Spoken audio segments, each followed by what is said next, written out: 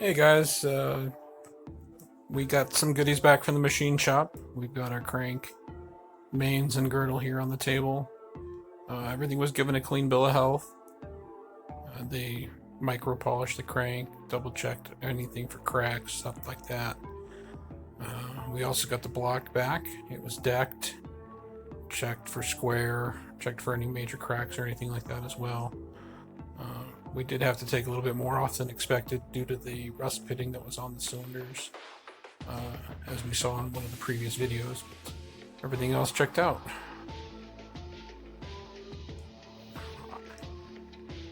This was a longer, drawn-out video with the unboxing of all these parts. I just really wasn't happy with the audio quality or a lot of the rambling that I had, so I kind of sped up the video just to still show you what we shot and what we got in the mail. Here is the Engine Tech oil pump. It was very nice casting. I was really kind of impressed with the quality that we can see here, as well as the machine work. All the fitment looks really good. And as well, here on the back, you'll see the cover plate has Allen head socket screws holding it down rather than the traditional Phillips screws. And if you've ever had to take one of these open, you know you need an impact screwdriver basically to get them open. So that was another little welcome sight. That's pretty much it for the oil pump. So we're gonna lube it up and prime it and get it all ready to go. And next up here is our ASIN timing belt and water pump kit. I needed to get everything anyway, so getting it all in one kit made the most sense. Before you guys go knocking me about using factory parts on this or even upgrades, there isn't really a whole lot available. I can still get a water pump, can still get a timing belt from the factory, but these are equal parts, if not, I won't say any better, but they're definitely equal. We've actually used several of these ASIN kits for our customer cars at the dealership as a cost-saving measure, and I do know several retired technicians that use them on their customer cars as well as their personal cars without any issues. So didn't really see it as cutting any corners, as more of just a kind of a cost-saving measure. Top of the line Koyo bearings. If anybody out there is familiar with Koyo, you know the quality that they put into just about all their parts, whether it's radiator, suspension, bearings, and a lot of this isn't going to get used. So you know, getting the kit still made more financial and fiscal sense than piecing everything together. So that's why we went with that route. And we're just kind of talking about the quality of Koyo here, going over the timing belt tensioner now. The one that came on the car was probably still functional, but I just didn't like the grittiness that it had, so out with the old and in with the new. The Gates racing belts, the blue ones, they are discontinued here in the US. A couple people still had them in Australia, but with the fires we just couldn't get them, so that's kind of where we left it. Just another follow-up video, kind of touching on the items we got back from the machine shop earlier this week. We've got the new oil pump, the water pump timing belt tensioner kit. So I mean, really everything's kind of ready to go back together here real soon. Talking with Scott Byers, 2.6, as he may be remembered. We're going to just kind of go once more over the bearings together, hopefully this weekend. Double check our ring packs, make sure nothing got wiped out.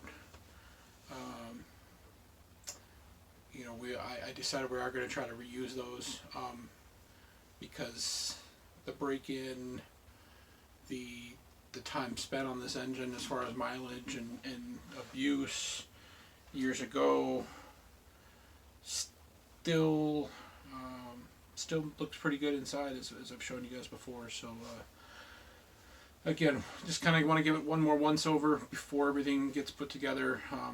I've erred kind of more on the safe side, better safe than sorry on this, and you know, had we just slapped it back together on a couple different occasions now, we would have been in a bigger world of hurt. So If we get it and we don't like we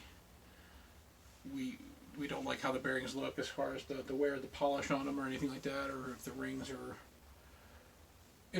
are wiped out or anything like that. I don't know how to read rings at all. I mean, you guys can see them back here on the pistons. So, yeah. So it's kind of a hurry up and wait, hurry up and wait, hurry up and wait situation as always. That seems to be the predicament that I'm always in. Self-induced, not blaming anybody, but really excited to get back to work on it. I keep stepping on a frame. So we'll probably put the block back on the stand tomorrow, and it's going to take some more measurements, make sure everything's nice and square. And the machine shop double checked everything. We decked it a little bit further than we originally thought we would have to, with the pit marks, the rust pitting that we had on the top of the sleeves. So we'll be double checking that as well, making sure that everything's still within tolerance, because those aluminum rods will stretch quite a bit, and we don't want to be smacking the cylinder head with these pistons. So kind of had another train of thought going that if we do have to do new bearings, new rings, or anything like that, maybe it is time to go with a higher dome piston. Maybe bump the compression just a little bit more, and see where we can get from there. But a couple weeks back, I was up visiting Joe at Low Cash Racing up in Phoenix, and he was the gentleman that originally tuned our vehicle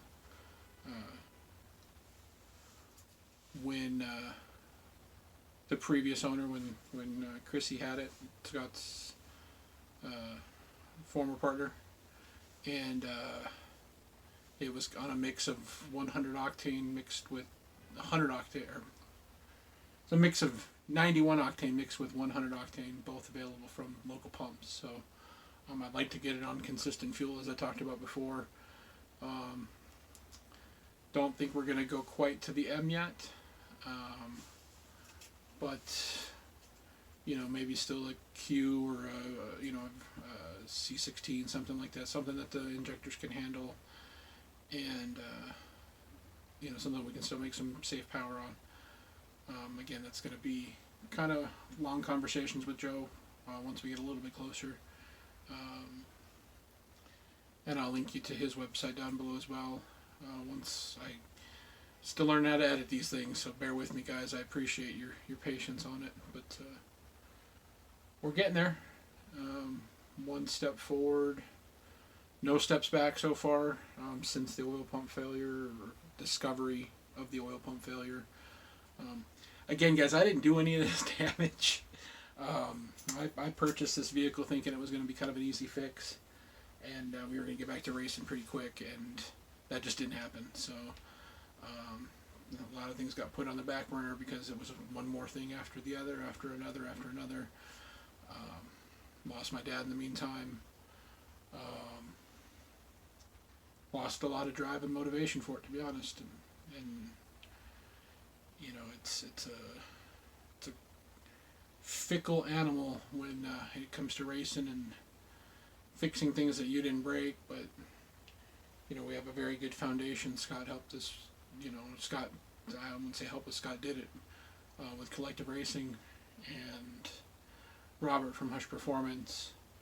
Again, Joe at Low Cash Racing, Brian Gillespie from Hossport, Brian and Keith from Hossport, BC Moto, guys from around the shop, Daniel the Inch, Robert. Robert was there for a long time as well. Blair,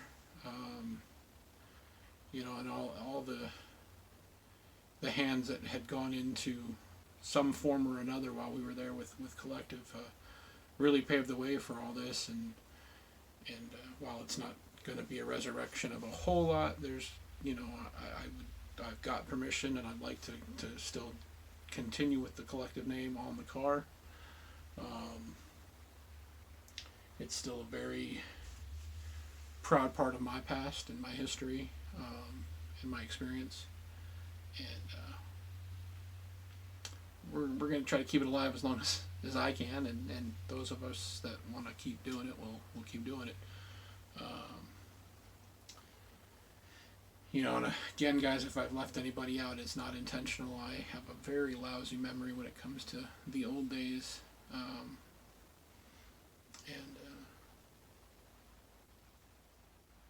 Yeah, you can see me trailing off right now, just trying to think of more. So I think we'll end that right here. Hey guys, thanks again for watching these videos. It's a learning process, and I appreciate you sticking it out with me. As always, if you got any questions, drop a comment down below. Make sure to hit that like button, subscribe, and share those videos. We'll keep them coming as long as you keep watching them. So thanks again. Tilted Shamrock, out.